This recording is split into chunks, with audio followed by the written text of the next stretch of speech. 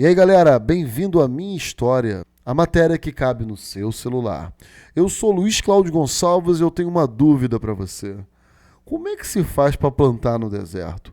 Não sabe? Vem comigo. Ali na região do Crescente Fértil, na Ásia, nós temos civilizações que cresceram mais ou menos com as mesmas características. A principal delas é que todas elas tinham relação com algum rio importante. O Nilo, o Tigre, o Eufrates ou o Jordão. Hoje falaremos um pouco sobre essas sociedades, que nós chamamos de sociedades hidráulicas, devido à importância do rio para a existência dessas civilizações. Foi justamente da necessidade de escoar a água do rio para os lugares da agricultura que esses povos tiveram que fazer diques e canais de irrigação.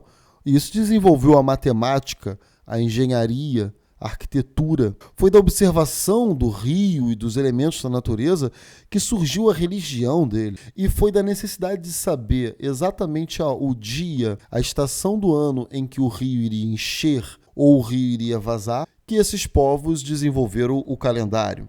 Quando o rio Nilo, por exemplo, do Egito, ele transbordava, né? E quando voltava ao tamanho normal, a região ficava cheia de humus, que permitia o plantio, a agricultura naquela região. De sorte que o Egito, nas palavras de um grego, era a dádiva do Nilo, ou seja, sem o rio Nilo não existiria Egito.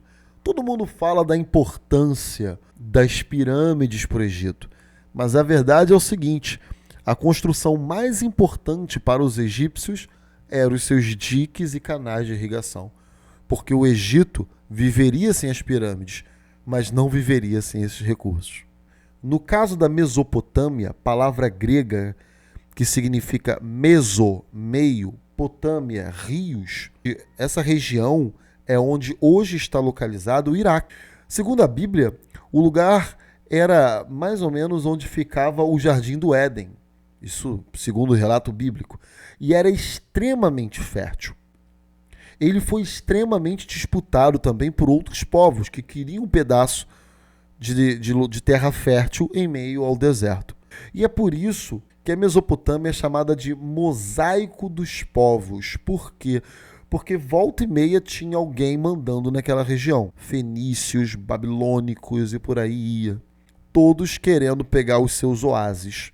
Os oásis mesopotâmicos. A região hoje é chamada de Iraque.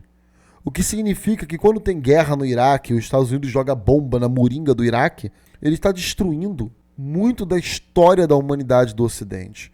Porque a primeira civilização do Ocidente foi a Mesopotâmia. Ela é tão antiga, que só pode ser comparada com a China. Quando a gente fala de antiguidade oriental, estamos falando das regiões do Crescente Fértil. Também é chamado de impérios teocráticos de regatio. Nossa, que palavra complicada. Não é tanto, não. Império porque eles estavam sempre em expansão. Teocrático porque o poder do imperador era alicerçado na crença religiosa. No caso do Egito, por exemplo, as pessoas acreditavam que o imperador, né, que o faraó, que no caso era o imperador egípcio, ele era uma espécie de deus.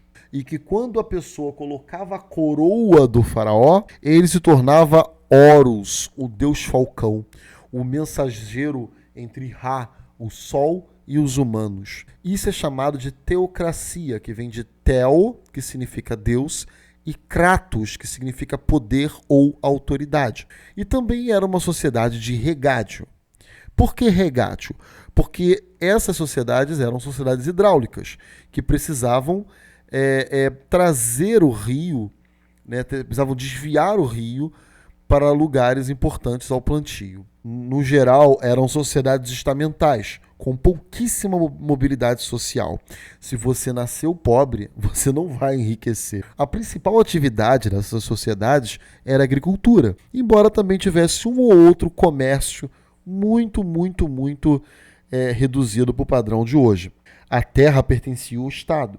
E a população, os camponeses, trabalhavam para o Estado naquilo que nós chamamos hoje de servidão coletiva.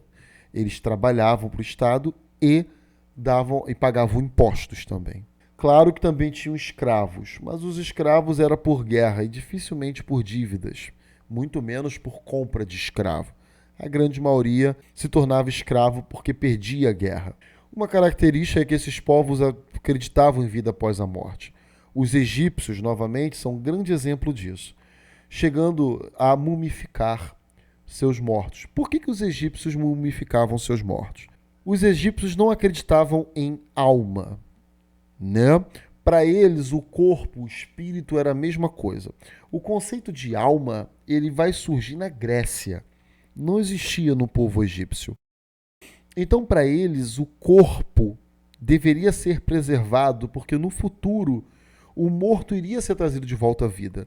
O faraó iria ressuscitar. Então era muito importante manter o corpo o mais intacto possível no pós-morte. Então foi desenvolvido o processo de mumificação, aonde se retiravam os órgãos internos, passava-se um tipo de bálsamo especial e colocava esse cadáver do faraó dentro da pirâmide, que seria um sepulcro, né, para o faraó. Até hoje já identificamos cerca de 138 pirâmides no Egito. A maior pirâmide que se tem notícia é a pirâmide de Quéops, que fica em Gizé. E, pelo que consta, ela possui 140 metros. Bem grande, né? A pirâmide mais antiga também é de Quéops.